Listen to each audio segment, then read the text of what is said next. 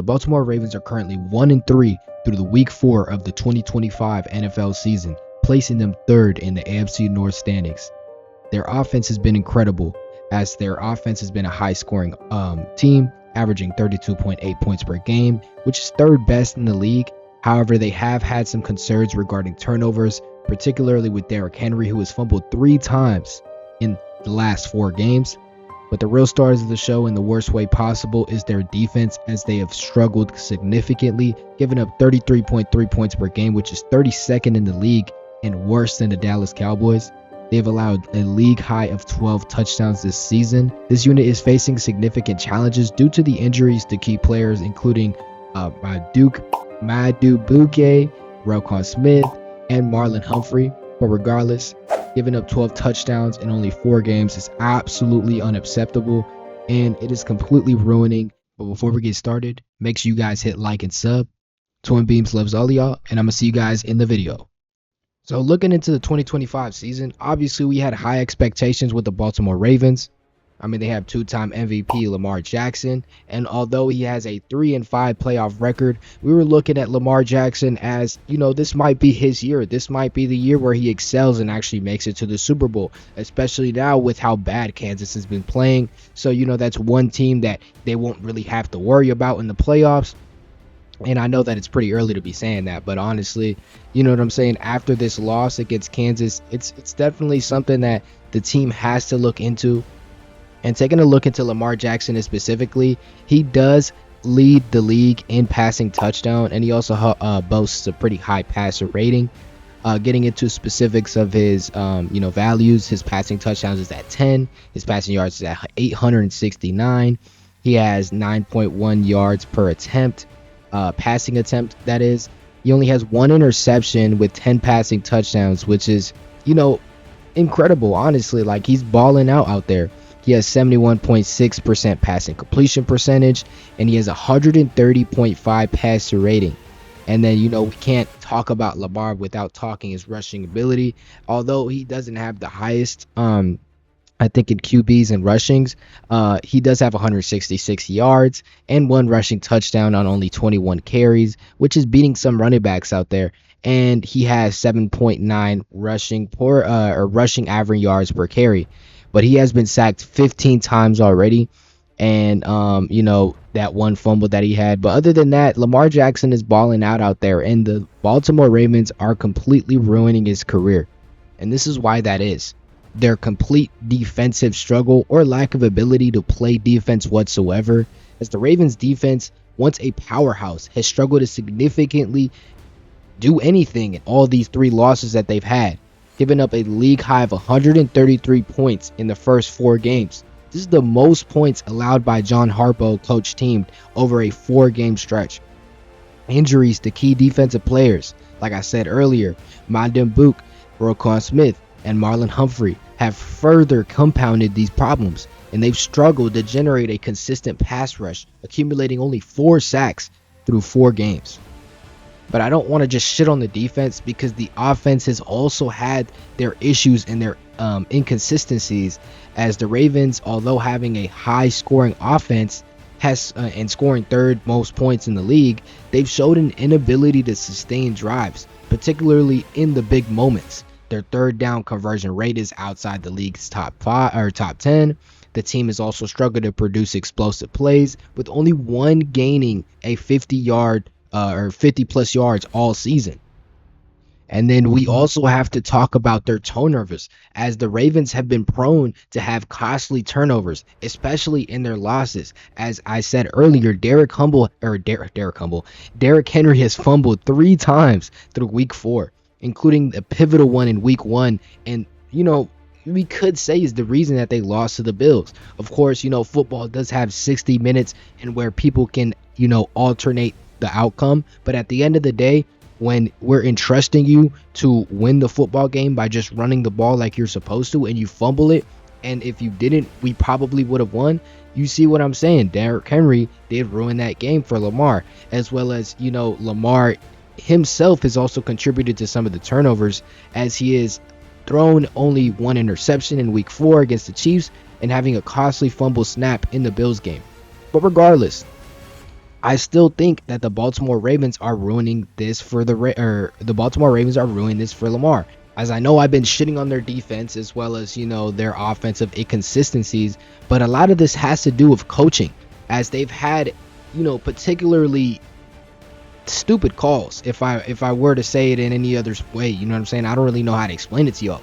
But in some analysis, it suggests that the Ravens were outcoached in some of their losses, particularly against the Lions and the Chiefs, which were games that are pivotal. And I know that the Ravens have had a pretty rough schedule so far, and I know that it's going to get easier on them.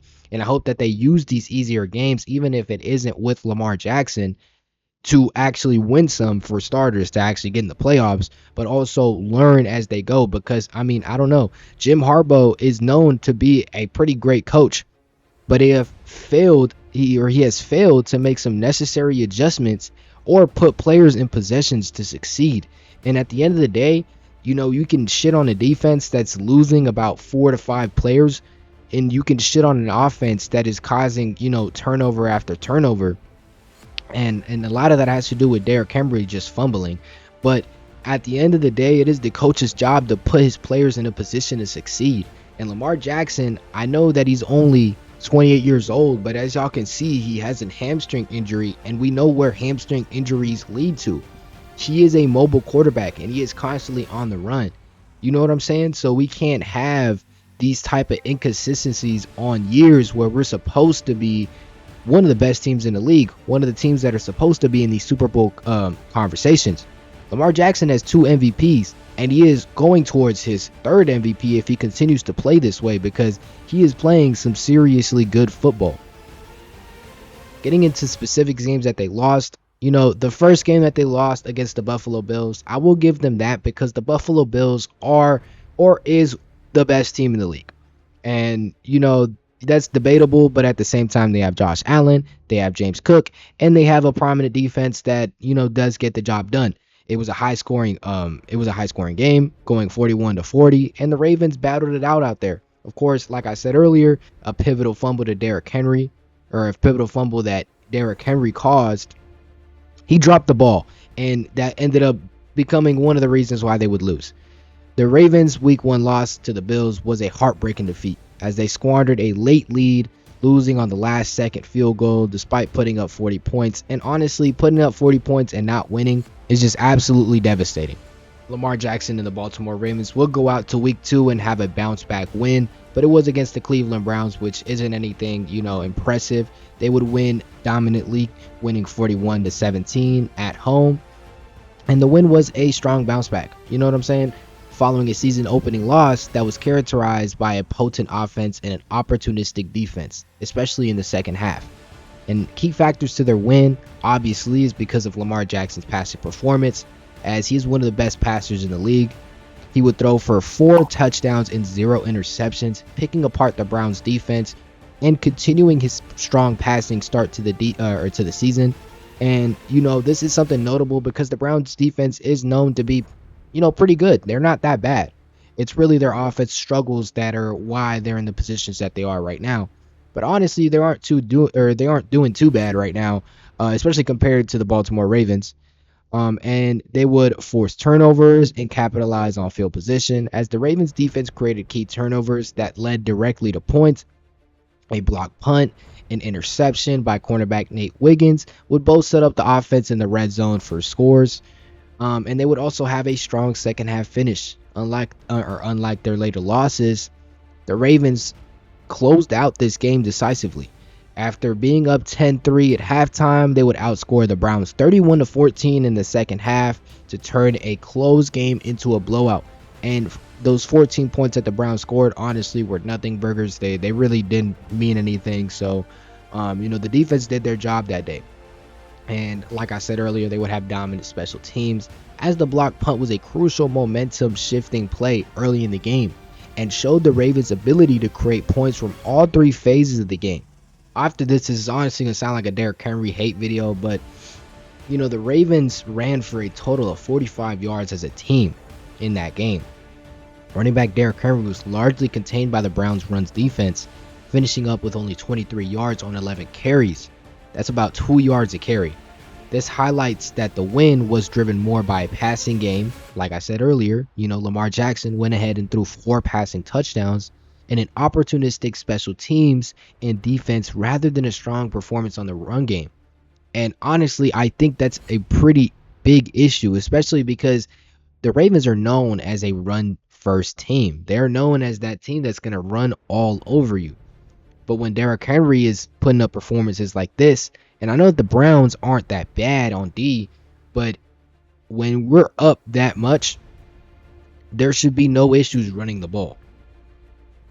And then the Baltimore Ravens would lose once again, 30-38 against the Lions in week 3, as the Lions would dominate the line of scrimmage, particularly with their rushing attack, accumulating 254 yards against the Ravens defense.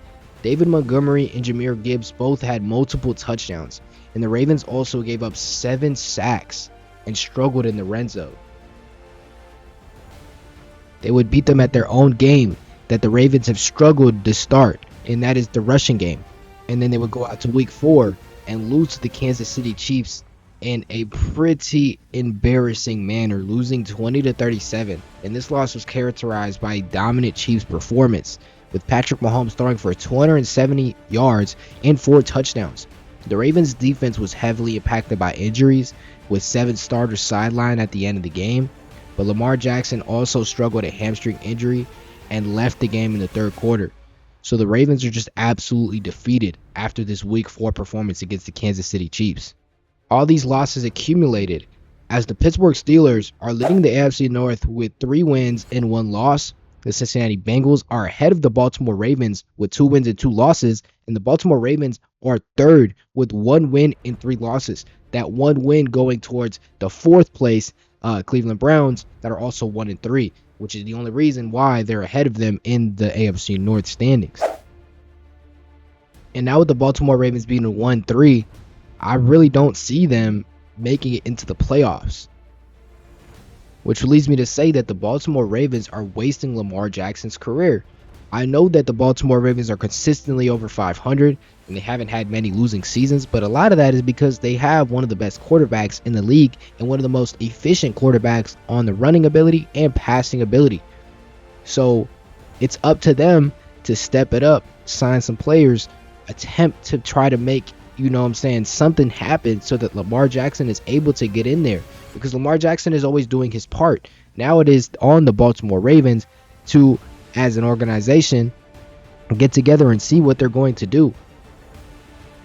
Lamar Jackson is only 28 years old, and I'm aware of that.